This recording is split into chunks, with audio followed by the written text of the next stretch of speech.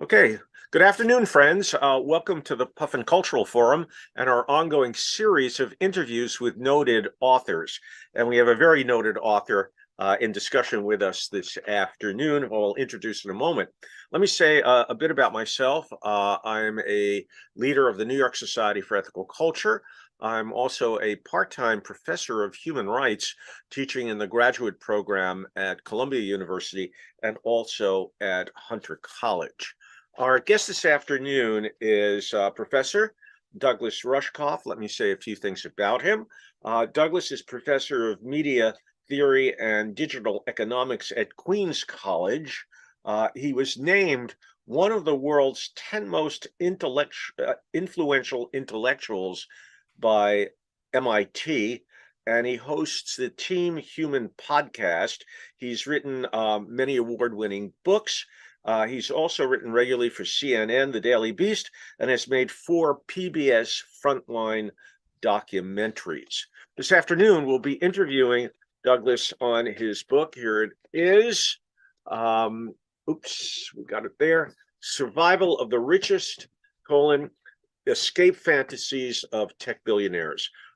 It's brilliantly and engagingly written, and indeed, Douglas is a superlative intellectual and thinker, very creative, very animated and energetic, and we're in for really a very exciting experience this afternoon.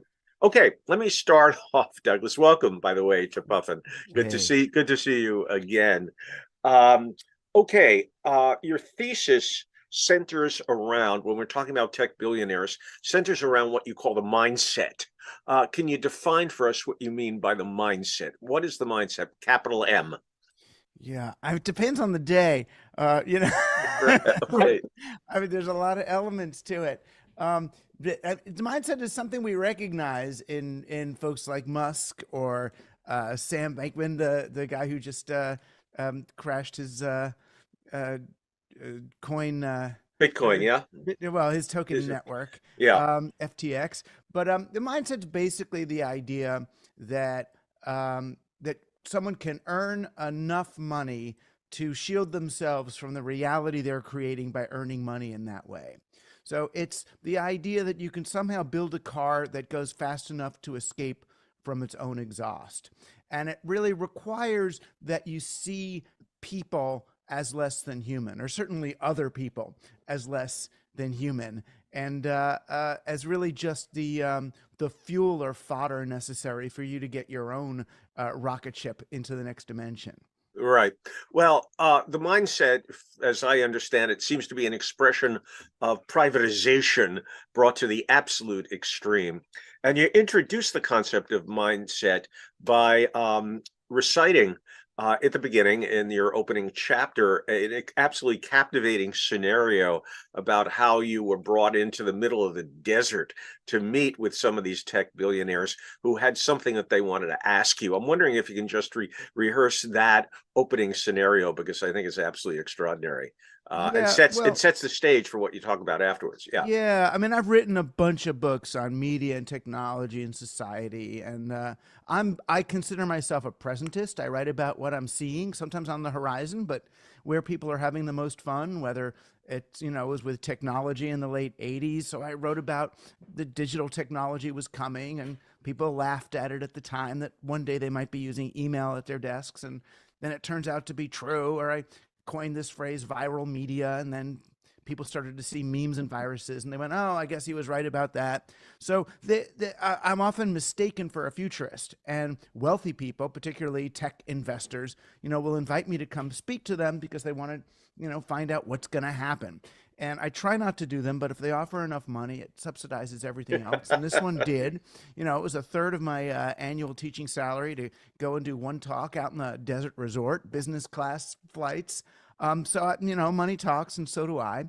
So I took the gig and went out into the middle of the desert, on a business class flight, and then this limo for 2 or 3 hours. And just as I'm finally thinking, what self-respecting millionaire is going to drive this far out to the middle of the desert to a resort, I see the G5s landing at this private airstrip next to this resort, and I go there and don't see a soul until the morning of my talk. They take me in a little golf cart to the facility where I'm supposed to do my talk, and I'm in the green room waiting for the guy to come in with the mic to, put the lav on me so I can go out and do my talk. And instead of a technician coming in, they bring in these 5 men. 3 of them, I found out later, I looked them up, were actually are billionaires. The other 2 are close enough that for our purposes, it's 5 billion. Maybe they are by now, or they've switched places. And they just start peppering me with these questions about the digital future. I mean, very binary things like Bitcoin or Ethereum, virtual reality or augmented reality, and kind of dancing around these predictions. And then finally, one of them says, Alaska or New Zealand. And he wanted to know which is a better place to put his bunker, given climate, social, and other potential problems. And the whole rest of the hour, we spent discussing what they called the event. Right, the event is the climate catastrophe, or social unrest, or pandemic, or electromagnetic pulse, or nuclear disaster that renders the world uninhabitable and forces them to retreat, to a bunker, or upload their consciousness to the cloud, or get off the planet, or somehow escape. And they were talking about their bunkers and how they had hired these Navy SEALs to come out and protect them, I guess, from the likes of us, who are going to try to storm their gates and get their canned tuna or whatever they have out there. And I said, well, why do you think these Navy SEALs are going to protect you after the event? Your money's going to be worthless, even if you got Bitcoin or gold. How are you going to pay these people? And they panicked. They hadn't really thought of that. Then they start wondering, oh, well, maybe we could, I could be the only person who knows the combination to the safe where we keep the food. And someone else was talking about they would have implants that they could use, kind of like shock collars, to punish them if they turned on them. And finally, I said to them, the best way to keep your head of security from shooting you between the eyes in the bunker is to pay for his daughter's bat mitzvah today. It didn't quite occur to them, because once you start treating people nicely so they're not mean to you, then you're making the world a nice place, and then maybe you don't have to resort to a bunker at all. Right. Well, let's take this scenario and expand it out in terms of the implications for society writ large. What you have in effect is clearly a class analysis. And I'm wondering, to what extent do these tech billionaires really, beyond influencing, format the type of economic environment that we all live in? I mean, are they simply a niche business, or we assume that they're power fans out basically to construct or to create the foundation for our economy writ large, in which we all participate? I'm wondering if you can talk about the implications. Start with this crazy scenario and talk about the deeper socioeconomic implications of all this. Yeah, well, there's 2 main threads that are combining here to make this so awful. One of them is capitalism, and the other one of them is technology. And they merge in a way. So we've always had capitalists of one sort or another. Even you could call Pharaoh and Caesar, capitalists on a certain level, even if it wasn't the same way we do it today. They were dictators who externalized harm to others, and in order to accumulate and dominate people. But it's odd. These guys, though, have used technology, digital technology in particular, to kind of amplify and accelerate many of the class trends that you or I, and many of us have been looking at for the last couple of hundred years. So, on the one hand, you've got capitalism, which, as we know, was invented in the late Middle Ages. There was a great peer-to-peer economy that was emerging after the Crusades. People were trading things. There were local currencies. The middle class rose out of the peasant class. And I mean, that was a problem for the aristocracy, so they wiped it out. They invented central currency. So now you had to borrow money at interest, and the economy has to grow. They created the chartered monopoly, which became the corporation. So instead of having a small business, now you had to go work for His Majesty's Royal, shoe company or whatever. And those tendencies or biases have passed down to us to today. And it looked in the early internet days to people like me that because everything was being shared and networked, it was all communal. The early internet, for people who weren't there, late 80s, early 90s, it was a countercultural revolution. It was a West Coast, whole earth, hippie, everybody's in this together thing. We're going to finally unite human beings into one great collective global brain and think together and live in a coordinated fashion. It was whole earth. But then by 93, 94, Wired magazine came around and recontextualized the internet as a business possibility, that now, thanks to digital technology, you can grow your company exponentially forever. That's what they said. They did a cover called The Long Boom, which said, thanks to digital, the economy will grow exponentially forever around the world. And even Alan Greenspan, head of the chairman of the Federal Reserve, he agreed. He goes, we're in a new paradigm. This is what's going to happen. And everybody went nuts for it. So now you've got these guys who are technologists, our young technologists might come up with some tech idea, a pro-social maybe tech idea when they're a freshman in college, like maybe Mark Zuckerberg at Harvard, he comes up with Facebook. They get plucked as freshmen before they've taken economics, sociology, ethics, religion, history. Before the myelin sheaths have formed around their frontal lobes. I mean, they don't even have impulse control. They're not fully grown. They're plucked by a Peter Thiel or a Elon Musk or a Sam Altman, one of these venture capitalists. The kid transfers parental authority onto the venture capitalist instead of onto their professor or rabbi or teacher or parents. And they don't question the underlying kind of architecture of capitalism. So they say, okay, I get it. I have this idea. And now it also has to make multiple billions of dollars. And once an idea has to make multiple billions of dollars, you can't really do the same idea. You have to do something extractive and awful and destructive to society. So they've been doing it and doing it and doing it the last 10 or 20 years. We've seen what Facebook has done and Twitter has done and all these, what cell phones have done, what smartphones have done to our kids, and girls are committing suicide and cutting and anorexic, and boys are getting violent and depressed. And they look at that and go, oh, so we did this to society with our technology, but now we better escape before the comeuppance, right? Before we get hoisted on our own petard here. And that's really where they've gone, but they think they can just keep outrunning it, that they can keep going further. And now further means getting off altogether. It means the bunker or underground or the rocket ship. Well, so at the heart of the mindset is a paradox. In effect, these people are creating an environment in the pursuit of extraordinary wealth, right? As purveyors of market capitalism brought to an extreme, they've created conditions in society at large that they then themselves want to escape from, right? And the mode of escape is not through a more, as you suggested with the button, that's for analogy, a more sort of egalitarian transformation of society, but in effect, using science, technology, and wealth to try to outdo the very circumstances they themselves have created. Do I have that right? Yeah. Right. Yeah. It's a winner takes all poker game. There's only one person gets to leave the poker table at the end, and they think it's them. And really the rest of society, all the little plebes be damned.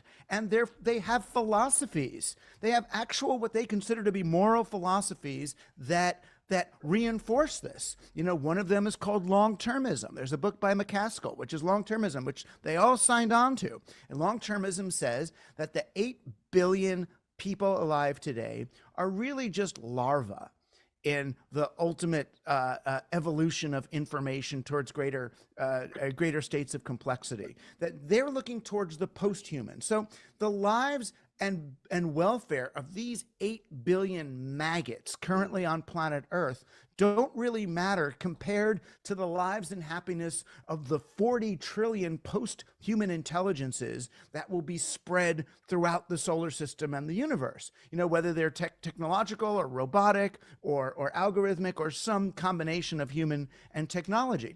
They actually believe that we can be sacrificed. We're just the ballast that gets left. We're like the first stage of a rocket that you discard when you continue the journey. Or you read a book by like Peter Thiel. It's called 0 to 1. In exponential logic, they believe that the way to win is to transcend this, right? They base it in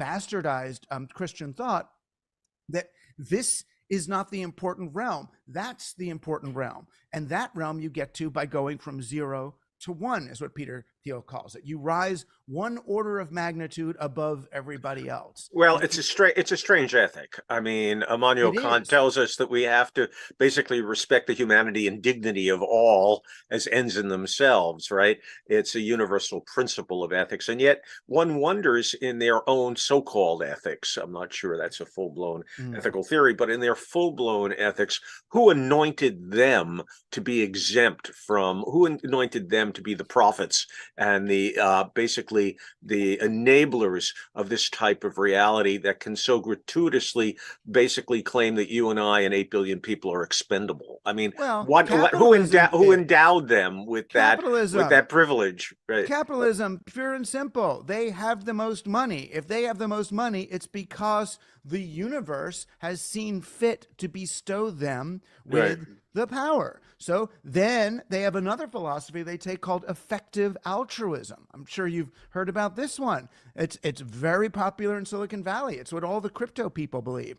That a few philosophers did some rudimentary and improper economic analysis and said that, you can do more good for the world by getting filthy rich and giving 5% of your money to charity than you can actually doing good things. So be as ruthless as you want in order to get that cash, because with the cash, you can do more good.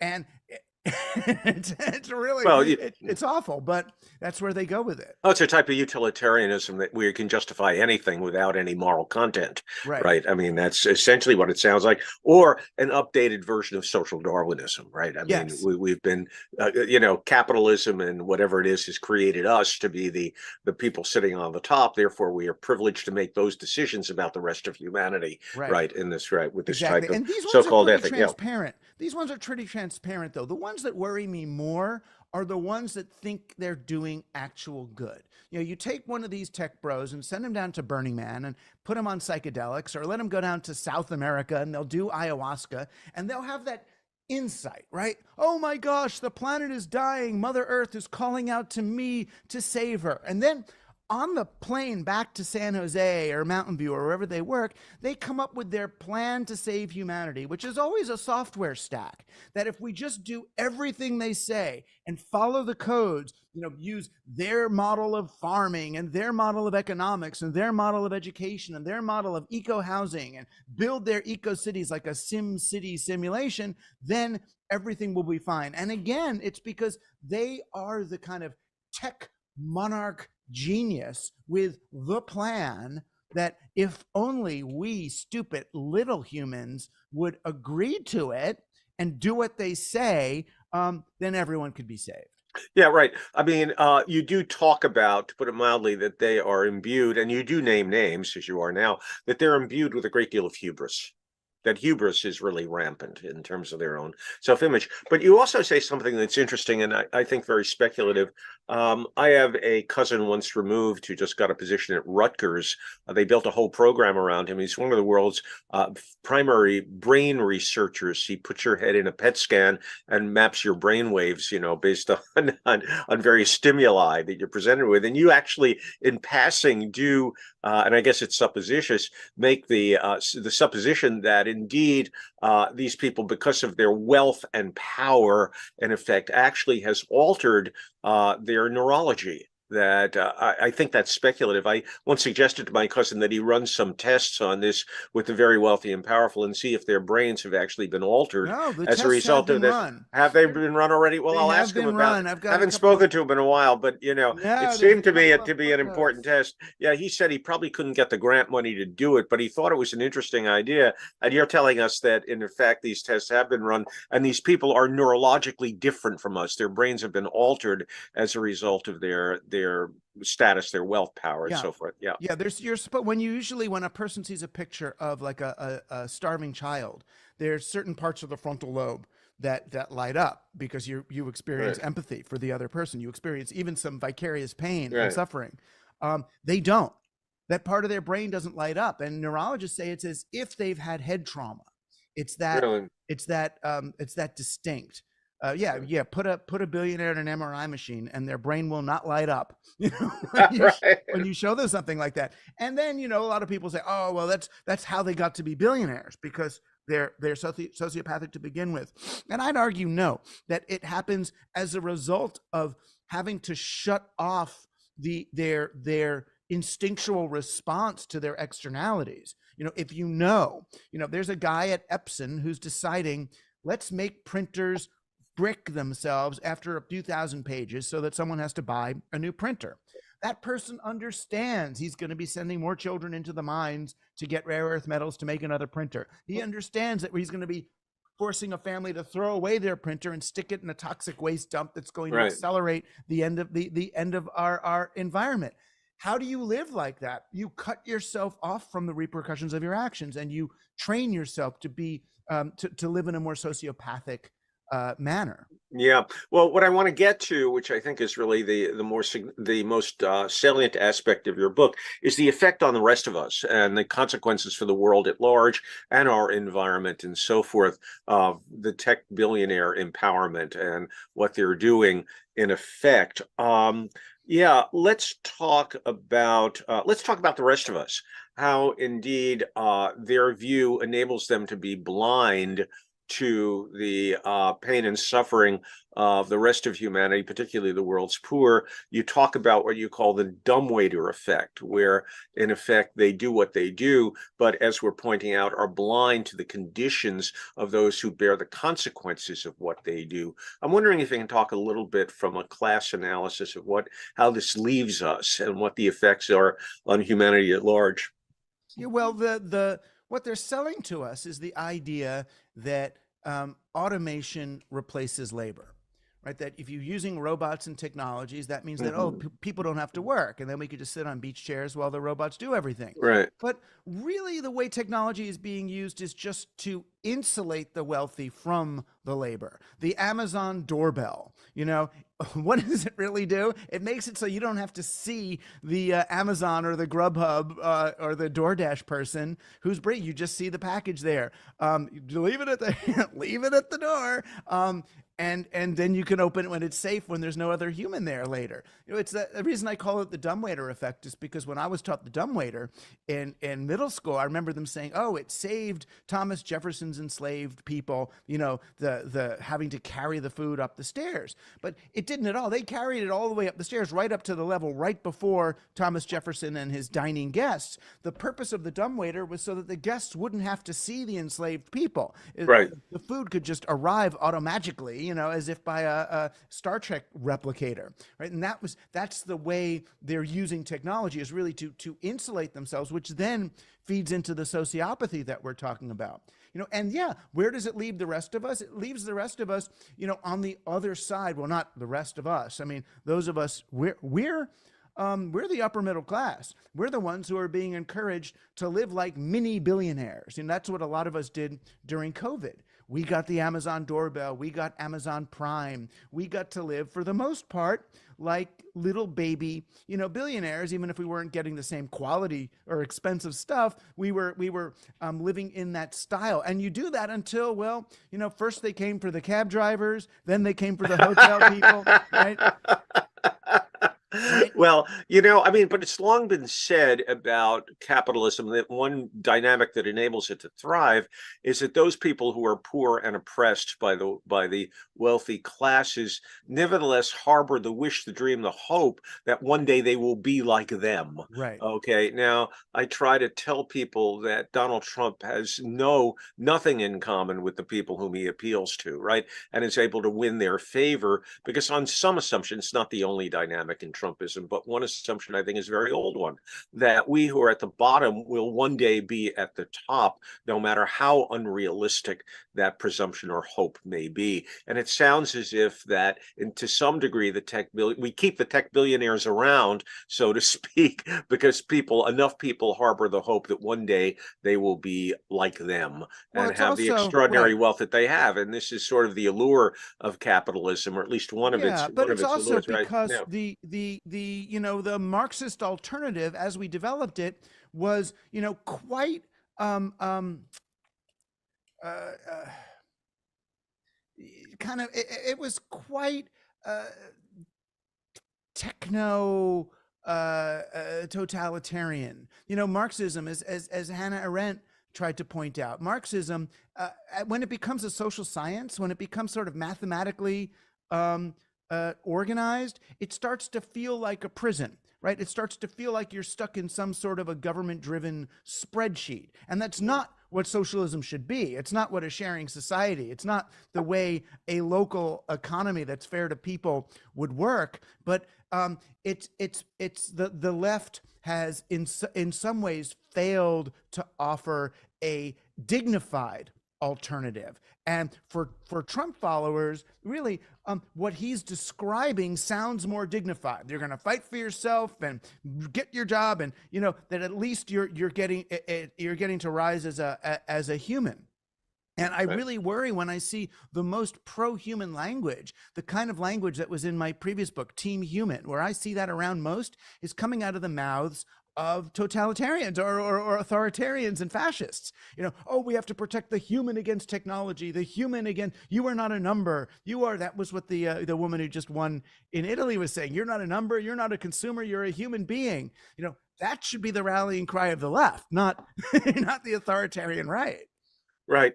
Okay, let's shift. That's a good way to segue into a different discussion that you have in the book. And that is, and it veers more away from the financial to the technological. You talk about the power of and the influence of what you call scientism.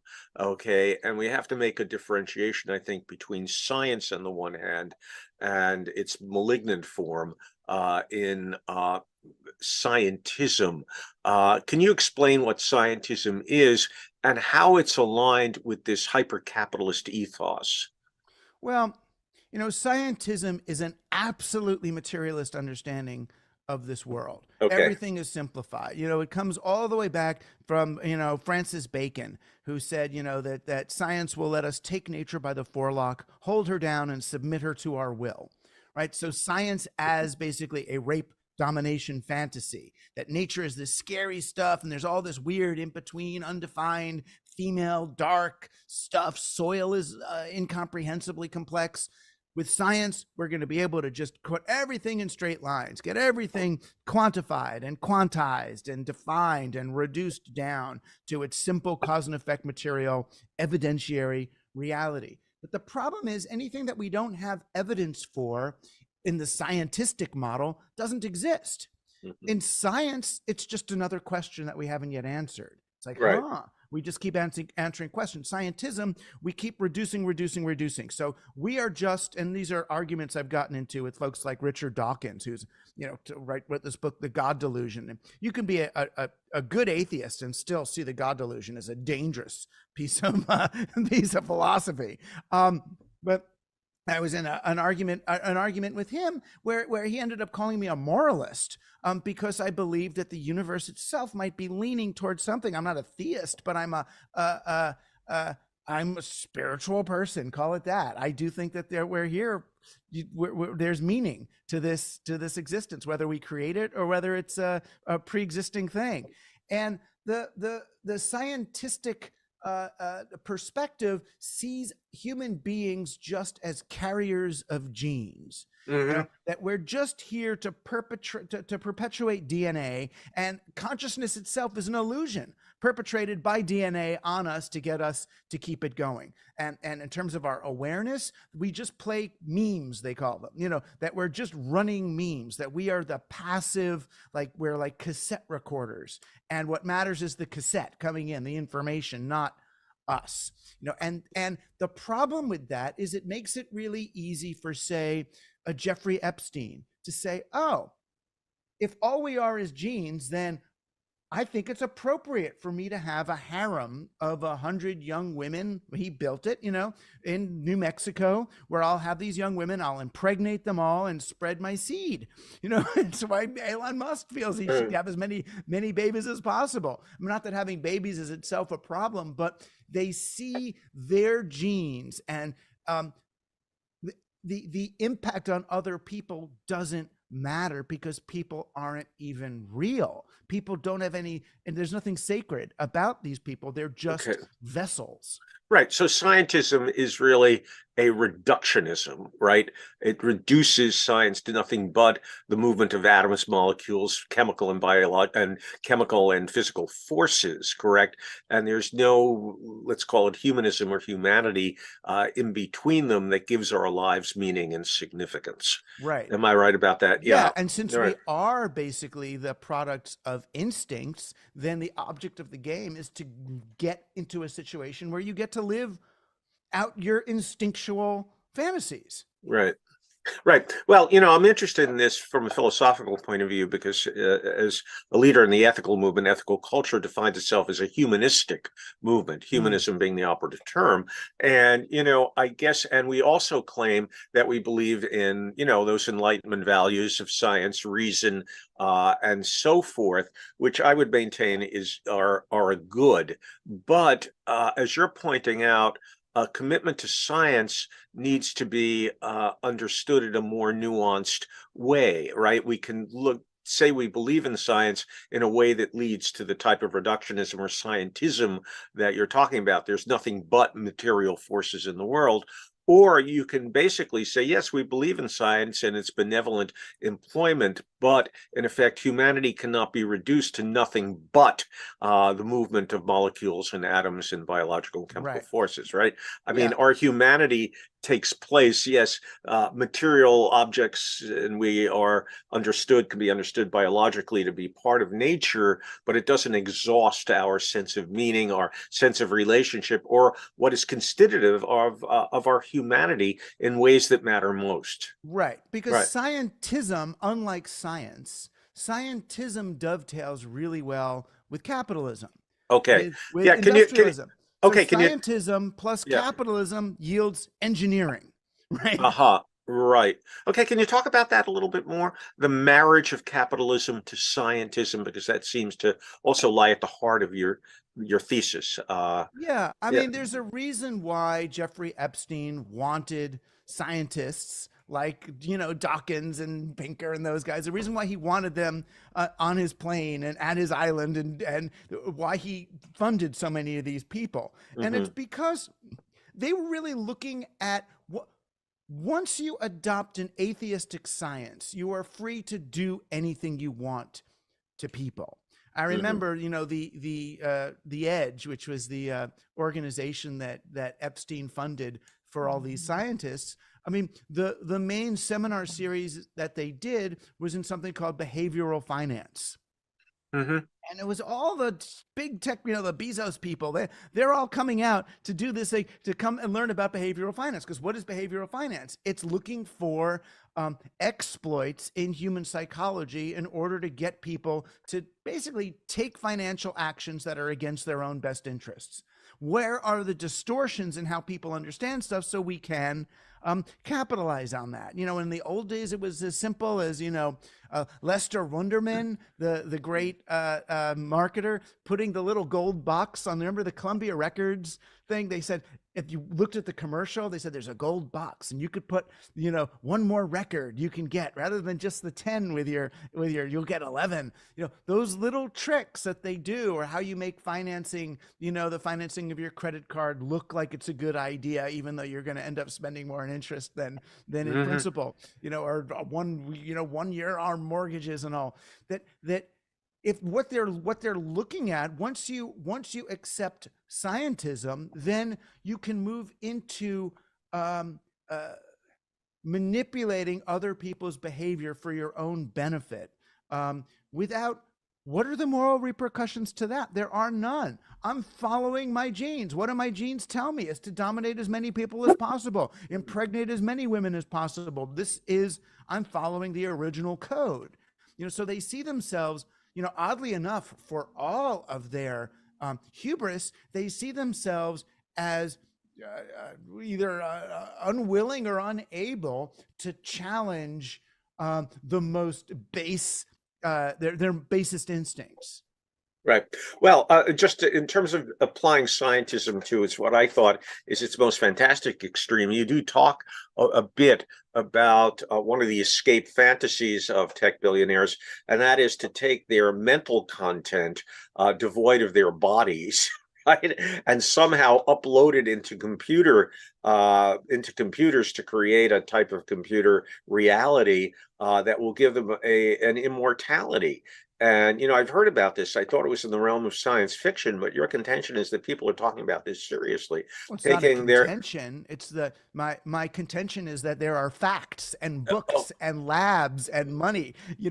My contention is that there is a right. division at Google run by Ray Kurzweil. It's documented by Google and by Kurzweil and the New York Times, where he is working to build computers and technologies through which he can upload his brain to the cloud. My contention is that Sam Well, Altman is spending money to create an artificial intelligence of himself. Yes. Well, let's. I mean, you don't discuss this, and it's a little bit tangential to your basic thesis, but it's so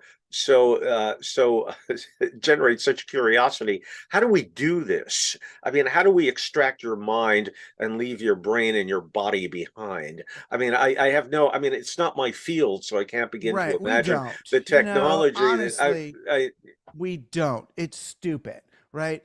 But I mean, it came originally. Really, the idea came from a new age, a new age high tech Russian philosophy called cosmism, where they were writing about that we can create conscious robots and move our brains to robots. I mean, it's they would say it's a spectrum that you slowly replace human parts, say, with synthetic parts until you're there. We have a synthetic heart, so you get a synthetic liver and then a synthetic brain, and then when did the person transition to cyborg? Who knows, right? I well, mean, what they want to do is build a computer. You model the person's brain with artificial intelligence, and then as the person's dying, hopefully, the person's awareness and consciousness goes into the computer one. I don't know how they actually affect the transfer, but they certainly clone you. And it could be that for someone like Elon Musk, he doesn't have to be there. As long as it's as good as him, then he's living on, rather than through just children. Now he's Well, living on let through me let me clones. ask you, when we're uploaded into computers, is there any sex in the cyber world? Depends what you mean by sex, I guess. Right.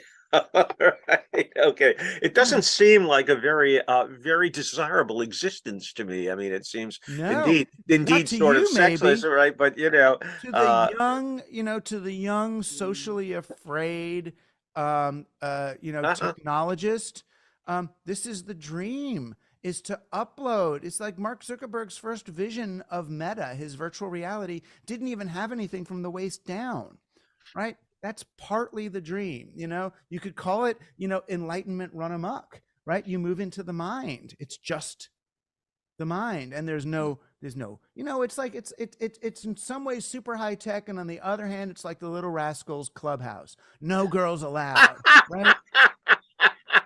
Very good.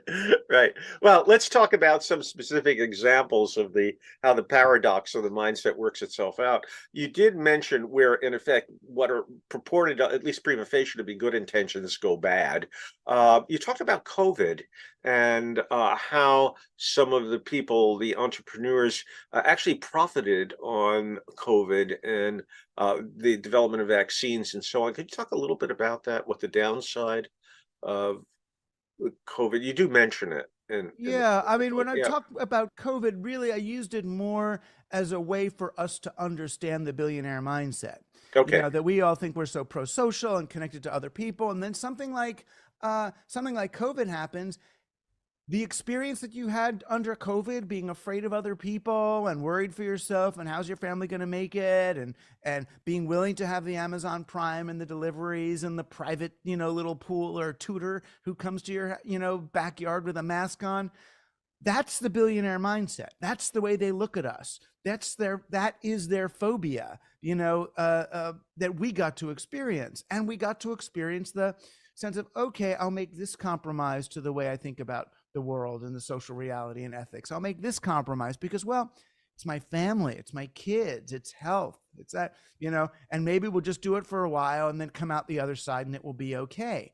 That's their bomb shelter mentality. So while only a few of them are actually building bunkers, like I talk about in the opening chapter, and oddly enough, a lot of people were disappointed that the whole book wasn't just about bunkers. They wanted it to be that, and it's like, dude, don't read about bunkers. That's not where you want. You could watch The Walking Dead for that. It's that COVID for many of us was our first real experience of, oh, I get it. Climate change has real repercussions here, that industrialism really does affect us. And we've either got to unwind what's happening, or I've got to earn enough money to push through and survive. Well, And it feels that stark. yeah, well, let's deal with climate change and environmental Okay. destruction. I mean, you talk about how the basically the coveted means of dealing with global destruction. I'm thinking of solar panels, for example, are not what they appear to be. That there's a paradox inherent in Oh, solar right. panel production in a way. I mean, solar energy seems to be, solar energy is inexhaustible, right? It doesn't itself, the sun doesn't pollute. It's it just keeps on giving.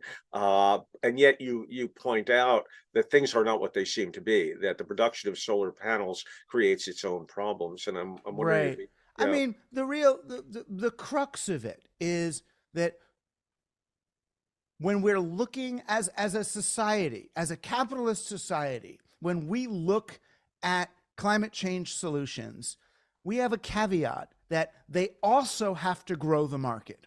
hmm, Even the Green New Deal, it's like it's good for the environment, good for jobs, and good for the market. right. And as long as you accept the condition that the market has to keep growing in order for any solution to be viable, we are screwed, because the market growing is the actual problem. So we could say, okay, great, there's solar panels. We could use solar panels. While they're being used, solar panels don't make pollution. That is true. Yay. But how do we transition to solar panels? We got to send a zillion people out digging up all sorts of rare earth metals, all sorts of silicon. We got to manufacture these things. We got to get them on everybody's roof. That's a lot of energy. If you were just going to transition just England from combustion automobiles to electric automobiles over the next 5 years, and that doesn't seem like such, oh, well, so yeah, we could do that. We would use up the world's rare earth metals just like that, at least the ones that we know how to get to. That would be Okay, then, it. yeah, before you go, then that gets to the final question. And that is, and it's hinted at in your book, although not fully developed, I should say, of what your alternative vision is. It seems to me that industrialization, science, and technology have created the environmental problems that now threaten the planet. And yet it seems to me that we're not going to resolve them without science. In other words, we've got 8 billion people to feed, and we're simply not going to all move to California, and dance, dance the hora around, fireplace. It's not going to resolve the problem for us. So the question is, what type of, big question, what type of society do you envision that will undo the paradox that's inherent in the mindset Right. and the type of overheated capitalism that we are enmeshed in? Right. Well, the Now, false distinction is that it's like either we hire Monsanto to grow alfalfa on a rock in the desert through science, or we go to California and dance the hora. And I mhm, think there's something in between pedal to the metal techno capitalist solutions okay. and becoming a hippie in a cave. And that would be, we have to deindustrialize agriculture. The I'm sorry, but The corporate conglomerates are not turning out to be responsible stewards of the topsoil. Well, we shouldn't be surprised, but Right. yes, that's So right. they Yeah. do giant monocultural things. The reason they use technology is not to make agriculture more efficient. The reason they use technology and chemicals is to addict our crop and our topsoil and our animals to their chemicals, right? They want to sell more chemicals. So the idea is you use fertilizers and pesticides that require more science and technology in order for people to stay alive. So the fact that we've got 30 harvests left in America's topsoil at the current rate of depletion, 30 harvests left before we've got to go up, start using Canada or Greenland or somewhere where the permafrost is melting.